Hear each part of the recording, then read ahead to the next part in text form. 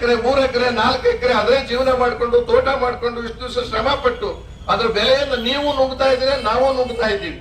ಆದ್ರೆ ನೀವು ಬೇಡ, ನಮಗೆ ನೀವು ಮಾಡಿದ್ದೆಲ್ಲ ಕೆಲಸ ಬೇಕು, ನೀವು ಬೇಡ ನಮ್ಗೆ ಅನ್ನೋದು ಹೇಗೆ? ಅದಕ್ಕೆ ಇಲ್ಲಿ ಅರಣ್ಯ ಇಲಾಖೆ ಡಿಪಾರ್ಟ್ಮೆಂಟ್ ಎದುರುಗಡೆ ಹೇಳ್ತಾ ಇದ್ದೀನಿ, ಸರ್ಕಾರದ ಗಮನಕ್ಕೆ ಇಲ್ಲಿನ ಶಾಸಕರ ಮೇಲೂ ಅಪಾರವಾದ ಪ್ರೀತಿ ಇರೋದ್ರಿಂದ ಜರೂರಾಗಿ ಇದಕ್ಕೆ ಗಮನ ಕೊಡಬೇಕಾಗಿದೆ. ನೀವು ನಿಮ್ಮದೇ ಸರ್ಕಾರ ಇಲ್ಲಿರೋದ್ರಿಂದ ಒತ್ತಾಯ ಮಾಡಿ. ಮಾನ್ಯ ಮುಖ್ಯಮಂತ್ರಿಗಳ ಗಮನಕ್ಕೆ ಬಂದಿದೆಯೋ ಇಲ್ವೋ ಗೊತ್ತಿಲ್ಲ, ಕಂದಾಯ ಮಂತ್ರಿಗಳಿಗೆ ಬಂದಿದೆಯೋ? ಜಾರ್ಜ್ ಅವರಿಗೆ ನಾನೊಂದು ಪತ್ರ ಬರೀತೀನಿ, ಅವ್ರು ಜಿಲ್ಲಾ ಮಂತ್ರಿಗಳಲ್ವಾ, ಇಲ್ಲಿಗೆ ತುರ್ತಾಗಿ ಮಾಡ್ಲೇಬೇಕು, ಇಲ್ಲದೆ ಹೋದ್ರೆ ಜನಾಂದೋಲನ ಆಗುತ್ತೆ ಜಾರ್ಜ್ ಅವರಿಂದಲೇ ಹೇಳ್ತೀನಿ ನಾನು. ಇವತ್ತು ಪಕ್ಷ ಯಾವ್ದಾದ್ರು ಹಾಕೊಂಡ್ರೆ ಇದರ ಜೊತೆಯಲ್ಲಿ ಕಂದಾಯ ಇಲಾಖೆಯ ಅರಣ್ಯ ಇಲಾಖೆಯ ಪ್ರಕಾಶ್ ಖಂಡ್ರೆ ಅವರು ನೇರವಾಗಿ ಮಾತನಾಡ್ತೀನಿ. ಇವತ್ತು ಈಶ್ವರ್ ಖಂಡ್ರೆ ಅವರ ಜೊತೆಯಲ್ಲಿ ನೇರವಾಗಿ ಮಾತನಾಡ್ತೀನಿ. ಗಮನಕ್ಕೆ ಬಂದಿದೆಯಾ ಇಲ್ವಾ? ಬಂದಿದ್ರೆ ಯಾಕೆ ಸುಮ್ಮನೆ ಕೂತಿದ್ದೀರಾ? ನೀವಿಬ್ರು ಸೇರ್ಕೊಂಡು ಮುಖ್ಯಮಂತ್ರಿಗಳ ಜೊತೆ ಮಾತಾಡಿ ಜಿಲ್ಲಾಧಿಕಾರಿಗಳಿಗೆ ಆದೇಶ. ಯಾರು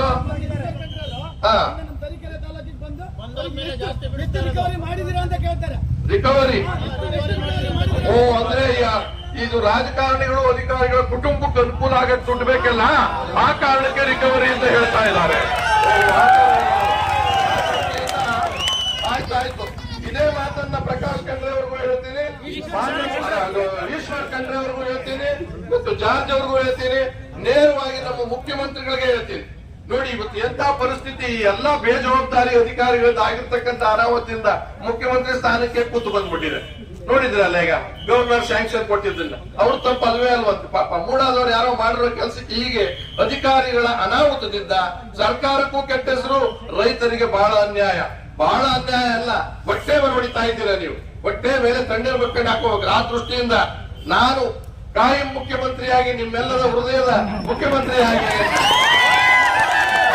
ಹಾಲಿ ಮುಖ್ಯಮಂತ್ರಿಗಳಿಗೆ ನಮ್ಮ ಕಾಯಂ ಮುಖ್ಯಮಂತ್ರಿ ಗೋಳನ್ನ, ನನ್ನ ಕಣ್ಣೀರು, ಈ ರೈತರ ಕಣ್ಣೀರು, ಲಕ್ವಳ್ಳಿಯ ಜನರ ಕಣ್ಣೀರು ಮತ್ತು ತರೀಕೆರೆ ಜನರ ಕಣ್ಣೀರು ಅಂತ ಭಾವಿಸ್ಕೊಂಡು ಈ ಯಾವುದೇ ರೀತಿಯ ಒಕ್ಕಲನ್ನು ಎಬ್ಬಿಸ್ಕೂಡುದು.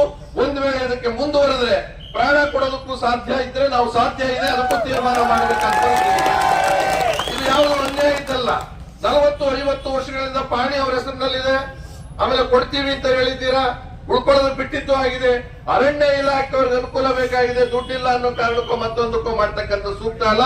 ಸರ್ಕಾರವೇ ನೇರವಾಗಿ ಉತ್ತರ ಕೊಡದೇ ಇದ್ರೆ ನಿಮ್ಮ ಮುಂದೆ ಹೇಳ್ತಾ ಇದೆ, ನೀವು ಯಾವತ್ತು ಬೇಕಾದ್ರೂ ಜನಾಂದೋಲನ ಮಾಡಿ, ಇಡೀ ಜಿಲ್ಲೆ ಇಡೀ ತಾಲೂಕಿನ ಎಲ್ಲರೂ ಸೇರ್ಕೊಂಡು ಸಂಪೂರ್ಣವಾದ ಹೋರಾಟವನ್ನ ಅದು ಯಾವ ಮಟ್ಟಕ್ಕೆ ಬೇಕಾದ್ರೂ ಸಿದ್ಧ ಇದ್ದೀನಿ ನಾನು ಕೂಡ ಅಂತ ಹೇಳಿ ನಮ್ಮ ಆಮ್ ಆದ್ಮಿ ಪಕ್ಷ ಇಲ್ಲಿನ ಜಿಲ್ಲಾಧ್ಯಕ್ಷರಿಗೆ, ಇಲ್ಲಿನ ತಾಲೂಕು ಮಟ್ಟದವರಿಗೆ ಸಂಪೂರ್ಣ ಇವರ ಜೊತೆ ಸೇರ್ಕೊಂಡು ನೀವು ಕೈ ಜೋಡಿಸಿ ನಾನು 2-3 ದಿವಸದಲ್ಲಿ ಎಲ್ಲಾ ಪತ್ರವನ್ನು ಬರೆದು ನಿಮಗೆ ಕಳಿಸ್ಕೊಡ್ತೀನಿ. ಈ ಸಂಘದವ್ರು ಯಾರಿದ್ದೀರೋ ಅವರಿಗೆ, ಖಂಡ್ರೆ ಅವರಿಗೆ, ಜಾರ್ಜ್ ಅವರಿಗೆ, ಮಾನ್ಯ ಮುಖ್ಯಮಂತ್ರಿಯವರಿಗೆ ಇದು ದೊಡ್ಡ ತಾಪತ್ರಯ ಆಗುತ್ತೆ, ತೊಂದರೆ ಆಗುತ್ತೆ. ಮುಂದಿನ ದಿನಗಳಲ್ಲಿ ಆದಷ್ಟು ಜರೂರಾಗಿ ಅರಣ್ಯ ಇಲಾಖೆಯವರಿಗೆ ಎಚ್ಚರಿಕೆಯನ್ನ ಕೊಡಿ, ನಿರ್ದೇಶನವನ್ನು ಕೊಡಿ. ಯಾವುದೇ ಕಾರಣಕ್ಕೂ ಒಕ್ಕಲೆಬ್ಸೋದಿಲ್ಲ ಮತ್ತು ಅರಣ್ಯ ಇಲಾಖೆ ಜೊತೆಗೆ ರೆವಿನ್ಯೂ ಇಲಾಖೆಯವರಿಗೆ ಹಕ್ಕು ಪತ್ರಗಳನ್ನ ಕೊಡೋದು ಪ್ರಾರಂಭ ಮಾಡಿ, ಹಾಗೆಲ್ಲವೂ ಸರಿ ಹೋಗುತ್ತೆ. ಹಕ್ಕು